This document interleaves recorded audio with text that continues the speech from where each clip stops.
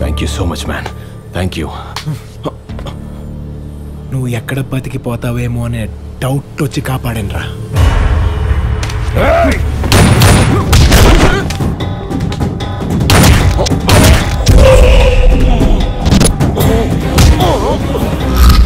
ఇప్పుడు చెప్పరా, ఇందాకేదో మాట్లాడాలన్నావు.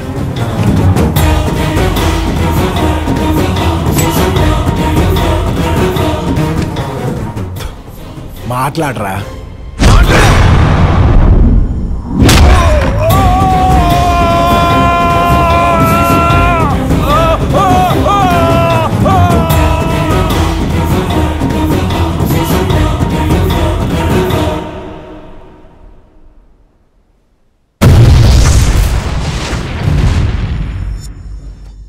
కోల్ కుంభకోణంలో మంత్రి అరెస్ట్.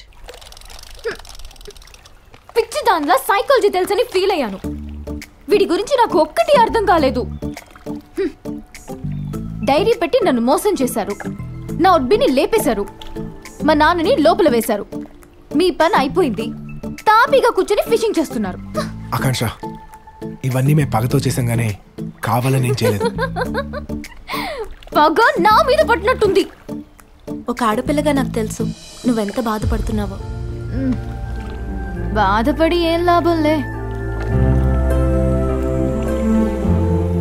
ఇప్పుడు మీరిద్దరూ పెళ్లి చేసుకుంటారా? అవును. హో, కలకాలం కలిసి బతికేస్తారా?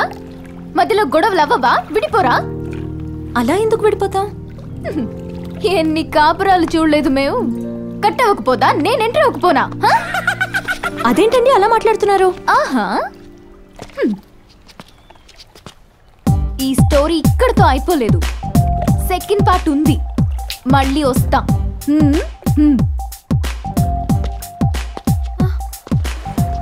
మళ్ళీ వస్తానంటుంది. వస్తే రానే, బానే ఉంటది కదా ఇద్దరు అమ్మాయిలతో.